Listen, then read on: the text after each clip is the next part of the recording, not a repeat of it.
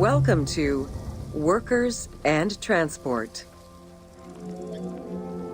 Whether workers were employed for the pyramid construction or at the quarries, the government supplied food and housing.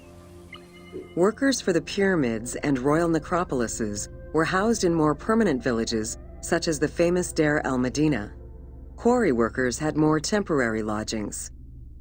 All skill levels were needed and utilized, from basic work hands to prepare the gypsum, to brickmakers and sand carriers, to skilled stonemasons to shape the blocks.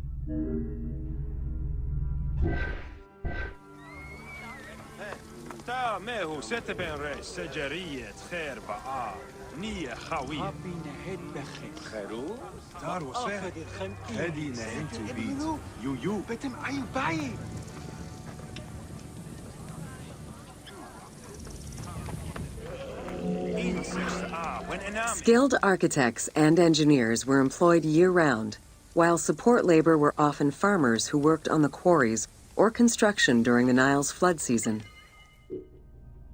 The basic laborers were hardworking and versatile. Many may have been farmers who joined the construction during the off-season. Hieroglyphs found in the work villages listed assigned job titles.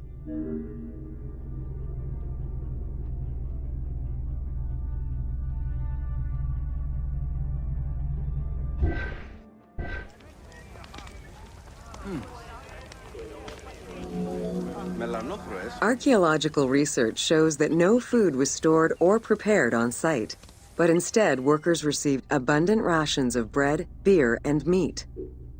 These rations were taken care of by an administration outside the village. Medical treatment was also available for those who were injured.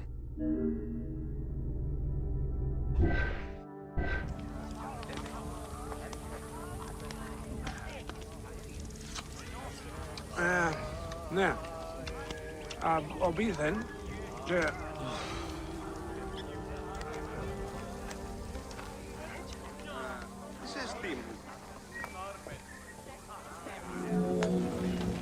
While some quarries were close to the Nile, others were located across the desert and required long expeditions.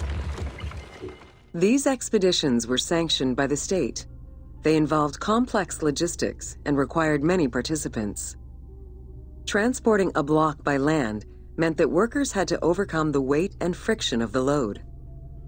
To solve this, they first dug a track in the ground. This path was sometimes reinforced with rails upon which a sled, used to ferry the blocks, would be pulled.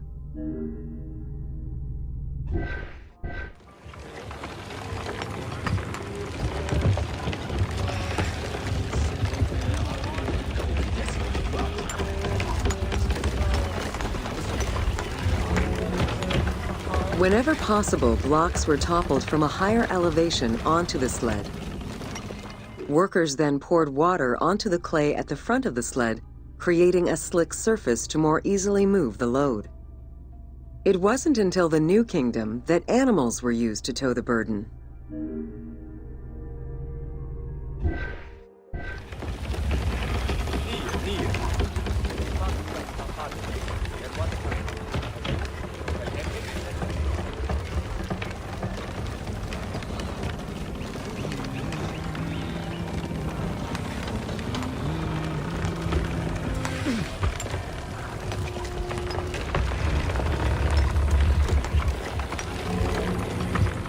During flood season, the Nile was at its largest and deepest, which allowed the transportation of the heaviest and biggest loads. Quarries close to the river had troughs dug out to deliver the stones to the shoreline. Harbors and wharfs situated at the river's edge allowed the transfer of materials and supplies. Harbor warehouses accommodated additional stocks of stone so that they were available for the winter sailing season.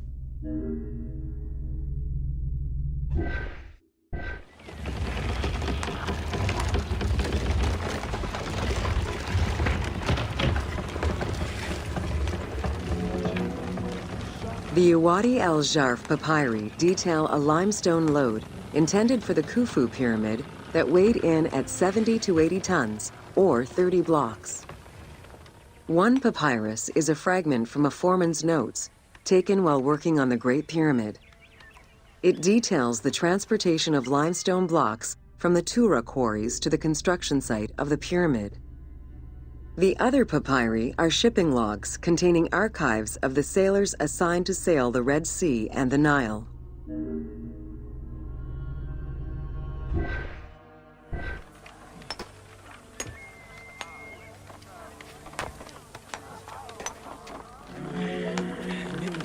Stone cargo generally weighed 15 tons per boat, amounting to roughly 6 or 7 blocks per trip. For heavier loads such as obelisks, monolithic pillars, or gigantic statues, larger boats were used. These transports are the ones typically showcased on temple walls.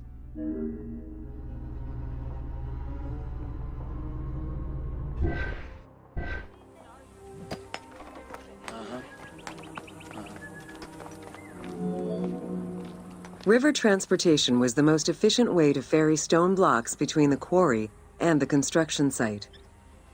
Blocks were transported by flotillas of several types of boats.